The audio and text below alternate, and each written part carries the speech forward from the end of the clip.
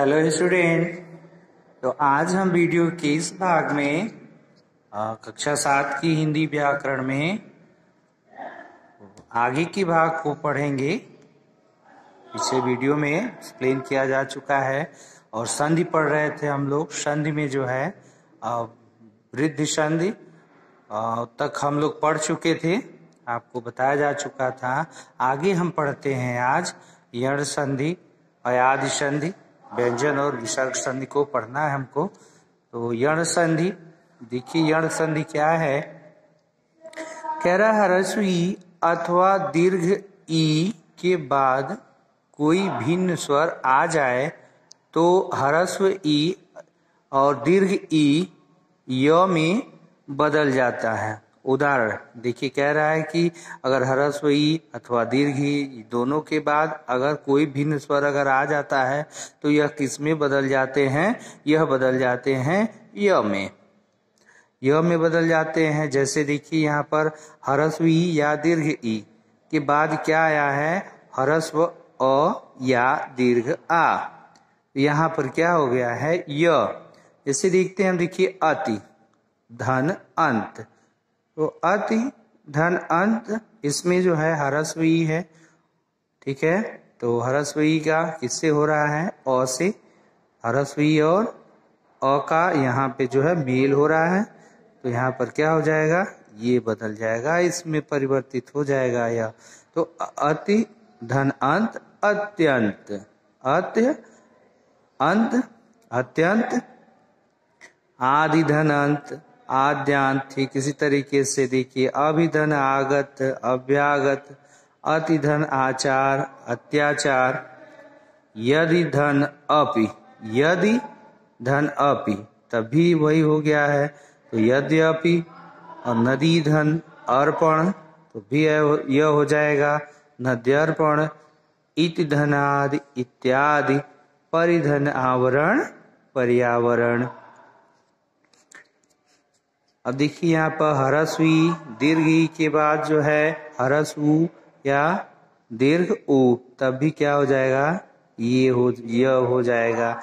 यानी यण संधि में जब भी इसके बाद जो है भिन्न स्वर, यानी कोई भी अब यहाँ पर उ आया है तब भी यहाँ पर भी तो कह रहा प्रतिधन उपकार। देखिए तो प्रत्युपकार, ऊपर धन उक्त उपर्युक्त, निधन ऊन न्यून, विधन उ व्यूह व्यूह।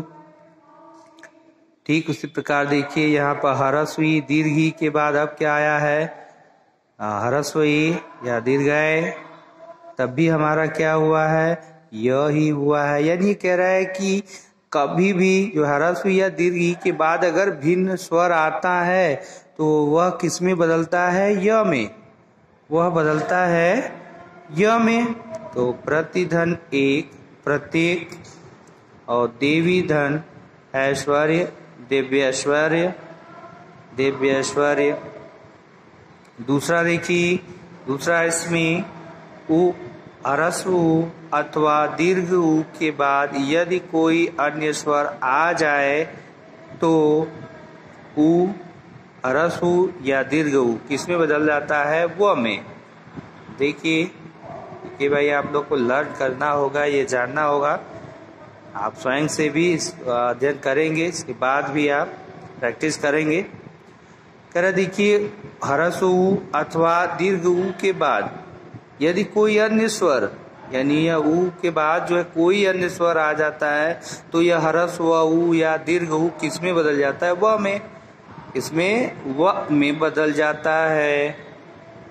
देखिए यहाँ पर अब सु धन आगत, अब यहाँ ह्रस्व है, ह्रस्व का होगा देखिए यहाँ पर, और यह किसे? आ से आया है इसके बाद, तो स्वागत। क्योंकि कह रहा है किसके बाद चाहे यह छोटा है या बड़ा है तब भी ये क्या होगा? वह ही होगा। और यहाँ पर भी छोटा हो या बड़ा हो, उसके बाद अगर इन में से कोई आता है तो वह में ही बदलेगा। सुधनागत स्वागत, गुरु धन आकृत गुर्वाकृत, सुधन अच स्वच्छ, सुधनल स्वल्प, यानी वह हो गया है। ठीक है।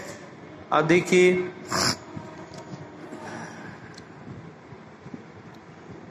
ह्रस्व ऊ या दीर्घ ऊ के बाद अगर ई आता है तब भी क्या हो जाता है व, यानी इनके बाद कोई भिन्न स्वर आएगा तो व में परिवर्तित हो जाएगा।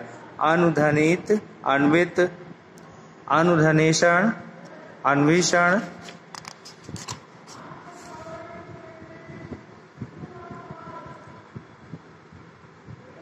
तीसरा देखिए कह रहा है यदि री के बाद कोई भिन्न स्वर आ जाए तो री र में बदल जाता है। देखिए री के बाद कोई भिन्न स्वर आता है, स्वर की बात हो रही है यहाँ पर। री के बाद अगर कोई भी भिन्न स्वर आता है तो किस में बदलता है, र में बदल जाता है। देखिए यहाँ पर मातृधन आज्ञा तो मात्राज्ञा, भातृधन आदेश भ्रात्रादेश, पितृधन अनुमत पितृनुमति, मातृधन इच्छा मातृच्छा। अब देखिए अयादि संधि, ये था यण संधि। अब हम पढ़ते किसको, अयादि संधि को। इसमें क्या है अयादि संधि, जब ह्रस्व ए अथवा दीर्घ ए के बाद कोई भिन्न स्वर आ जाए तो ए जो है वह अय में तथा ए जो है वो आय में बदल जाता है। ध्यान दीजिएगा, कह रहा ह्रस्व ए किस में बदल जाता, ह्रस्व ए और दीर्घ ए के बाद क्या आए, कोई भिन्न स्वर आए। यानी इनके बाद अगर कोई भी भिन्न स्वर आता है, स्वरों में से कोई भी आता है, तो अगर ये ह्रस्व ए होगा तो किस में बदल जाएगा, यह बदल जाएगा ए में। और अगर ए हो तो ए किस में बदल जाता है, यह बदल जाएगा आय में, बदल जाते हैं। इसी प्रकार यदि ओ अथवा औ के बाद, ओ अथवा औ के बाद कोई भिन्न स्वर आ जाए तो ओ औ में तथा औ आव में बदल जाते हैं। इसे ही हम क्या कहते हैं, अयादि संधि कहते हैं। आइए देखते हैं उदाहरण इसके आगे। और ह्रस्व ए और भिन्न स्वर, यानी इसके बाद क्या है, इस संधि की बात हो रही है। देखिए संधि पढ़ रहे हैं हम लोग, तो इसके बाद भाई ध्वनियों और वर्णों का ही मेल होता है, तो इसके बाद किसका मेल हो, यानी प्रथम शब्द की अंतिम ध्वनि में ये आए और दूसरे शब्द की प्रथम ध्वनि में क्या आए, कोई भिन्न स्वर आ जाए। कोई भिन्न स्वर आ जाए तो क्या हो जाएगा, अय हो जाएगा। देखिए ने धन अन ए है और अ आ गया, तब के क्या हो गया, अय हो गया। तो यहाँ पर क्या हो जाएगा, नयन हो जाएगा।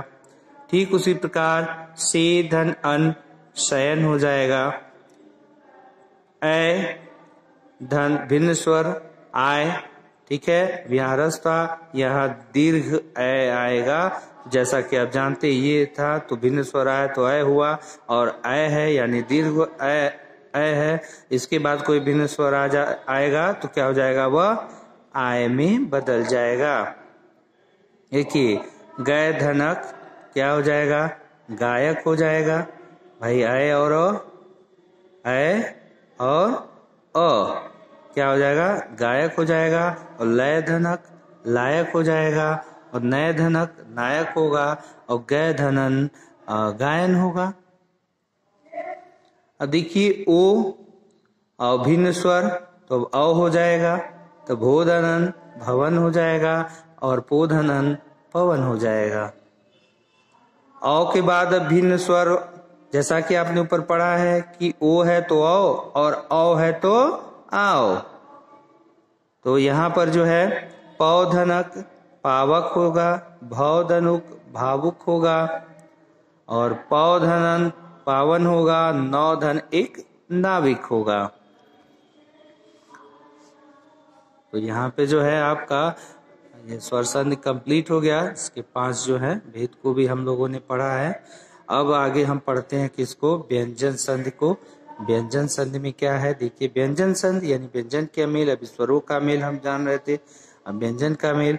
किसी व्यंजन के बाद कोई व्यंजन या स्वर आने पर, किसी व्यंजन के बाद कोई व्यंजन या स्वर, यानी पहला जो क्या है व्यंजन और दूसरे में व्यंजन हो या स्वर आने पर जो परिवर्तन होता है उसे व्यंजन संधि कहते हैं। अर्थात हम व्यंजन संधि किसे कहते हैं, यानी व्यंजन के बाद कोई भी आए, चाहे व्यंजन हो या स्वर हो, तो वहां पर व्यंजन संधि होगी।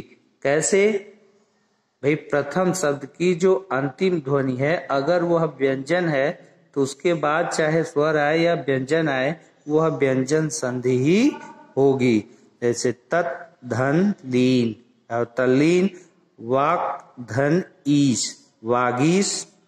भाई ये अपने के ही तीसरे में बदल जाता है। आगे की कक्षा में आप और इसको विस्तार से पढ़ेंगे।